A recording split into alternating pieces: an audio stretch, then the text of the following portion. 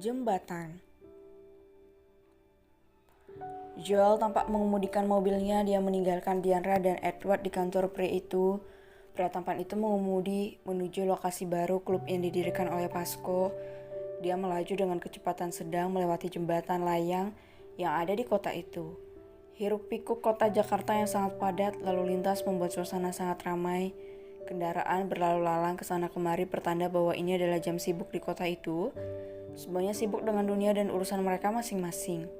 Begitu juga dengan pria keturunan Jerman itu. Dia memiliki kesibukannya sendiri di kota yang padat penduduk itu. Dengan santai namun tetap berhati-hati, Joel melalui jalanan di kota itu. Kak, bawakan martabak nanti ya. Oke. Edward mau es krim, Uncle? Bro, bawakan gorengan, sepertinya aku yang mengidam. Ini, hai. Diandra, Edward, dan David berbicara melalui telepon yang dihubungkan ke mobil. Joel tergelak. Ya, kalian pikir aku pesuruh apa, dasar tengil? Baiklah, akan kubawakan, ucap Joel sambil tertawa. Yeay, woho, Joel yang terbaik. Uncle Joel hebat. Makasih Kak Joel. Ha, teriak mereka dari seberang sana. Apa masih ada yang mau dipesan biar sekaligus kubawakan? Ucap Joel. Minumannya susu hangat? Seru mereka serentak. Kok samaan? Ha? Kembali lagi ketiganya tertawa terbahak-bahak di seberang sana. Dasar kalian ini, baiklah, akan kubawakan. Kalau begitu panggilannya ku akhiri ya, aku sedang di jalan, ucap Joel. Baik, terima kasih, ucap mereka bertiga. Joel tersenyum, dia merasa senang dengan keluarganya saat ini. Belum lagi melakukan hal-hal manis seperti ini sangat jarang dia lakukan. Pria itu melaju dengan kecepatan sedang. Saat dia sedang lewat, kerumunan warga tampak terlihat di bahu jalan. Joel menatap ke arah sana dan matanya menangkap seorang gadis yang berdiri di atas tiang pembatas jembatan sambil merentangkan kedua tangannya. Joel memperlambat mobilnya. Dia melihat kereta yang beberapa kali dia lihat dikendarai oleh wanita yang menarik hatinya. Hei, bukankah itu kendaraan gadis pengecut itu? Gumam Joel. Semakin dia mendekat, semakin jelas wajah gadis itu, dan benar saja, orang yang berdiri di jembatan itu adalah Ara, gadis yang dimarahi oleh Joel, pacar orang yang malah menarik hati Joel. Ya ampun, gadis supermarket, teriak Joel panik saat melihat gadis itu di sana. Hups, sial, ada apa sebenarnya? Batin Joel. Dia keluar dari dalam mobilnya lalu berjalan dengan tenang, meski hatinya tak tenang, karena adalah sedikit saja gadis itu bisa jatuh dan kehilangan nyawanya.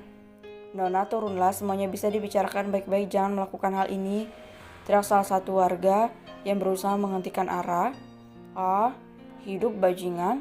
Hidup bangsa, tak ada gunanya lagi aku hidup. Semuanya jahat, teriak gadis itu sambil menangis terseduh-seduh. Kenapa harus aku yang mengalami ini semua?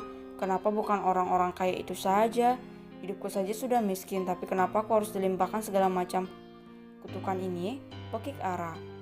Pria bajingan itu, dia yang menghancurkan hidupku, dia berselingkuh, dia. Hiksik, kupikir dia menyayangiku dengan tulus, teriak Ara menangis di sana.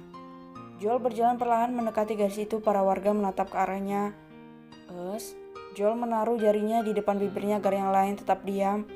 Perlahan-lahan Joel mendekati Ara dengan sangat tenang. Bahkan kedatangannya tidak diketahui. Dia seperti hantu, berjalan dengan sangat tenang dan santai meskipun berbanding terbalik dengan keadaan jantungnya saat ini. Saat ku coba untuk menjadi tidak pengecut dan melawan bajingan-bajingan itu, malah aku yang hampir dibunuh. Hidup bangsat. Aku terus menangis dan mengumpat, mengeluarkan semua sakit hati dan unek-uneknya selama ini. Mendengar semua ocehan gadis itu, dia cukup terkejut. Dia belum mencari tahu semua tentang Ara, karena informasi pertama yang dia dapat waktu mencari tahu tentang gadis itu adalah bahwa ia memiliki seorang kekasih dan dia sangat mencintainya. Kenapa harus aku yang diberi hidup menderita? Semuanya pergi meninggalkanku. Sialan. Lagi-lagi dia berteriak sekencang-kencangnya. Mungkin saja setelah ini dia akan mengalami radang tenggorokan karena terlalu berlebihan. Apa yang terjadi padamu? Kenapa kau berdiri di sini? Apa kau ingin mati? Joel langsung bertanya. Hidupku hancur. Hiksik, hidupku hancur, ucapnya tanpa sadar kalau dia sedang berbicara dengan Joel. Hancur? Dari sisi mana kau melihatnya hancur? Tanya Joel lagi. Mendengar ada pertanyaan lagi, Ara langsung sadar kalau seseorang berada di dekatnya. Gadis itu menoleh dan menatap Joel. Dia terbelalak saat melihat pria yang memarahinya di supermarket waktu itu berada di dekat kakinya. Mau apa kau? Pergi menjauh. Menjauh kau dari sini, semua ini juga karena kata-katamu. Pekik Ara. Joel menaikkan sebelah alisnya. Bagaimana bisa? Ini karena kata-kata sepenggal dari mulutku waktu itu. Kau memang pengecut. Bukannya membuat tenang, Joel malah membuat gadis itu kesal dan marah. Ya, kau memang pengecut. Pekik Ara sambil menangis terseduh-seduh, hatinya benar-benar sakit dan hancur saat ini. Memalukan hanya karena seorang pria kau menangis. Perempuan lemah pengecut. Ucap Joel. Dia berbicara dengan tenang namun otaknya sudah menyusun berbagai strategi agar bisa menarik Ara turun dari sisi jembatan itu. Kalau jatuh ke sana bakal jadi manusia penyet bukan ayam penyet. Cak, ngapain juga nangisin cowok, gak berguna. Ada Bang Joel, Neng, batin pria itu sambil melirik ke bawah.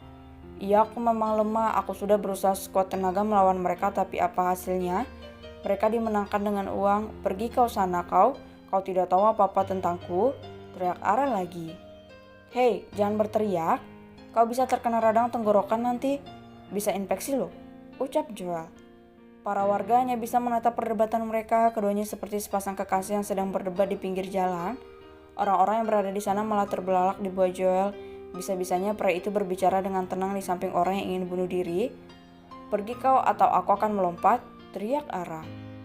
Mendengar semua itu orang-orang di sana menjadi panik namun tidak untuk Joel. Melompatlah, yang rugi bukan kami juga, ketus Joel.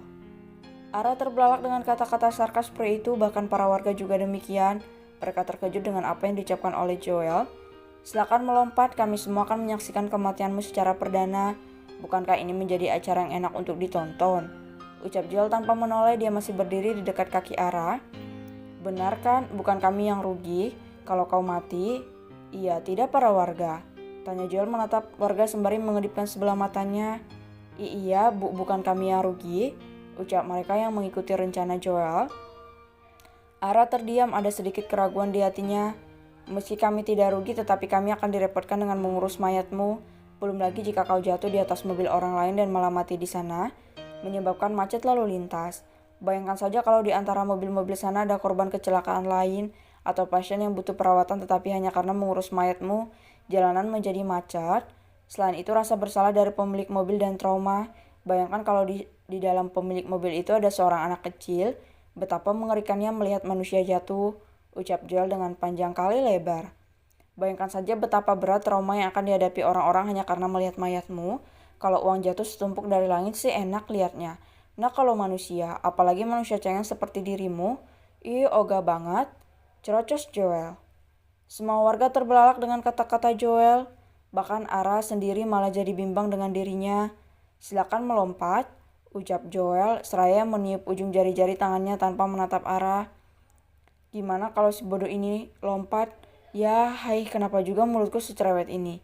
Kalau Diandra dan yang lainnya tahu, habis aku diomeli, batin Joel yang sudah panik.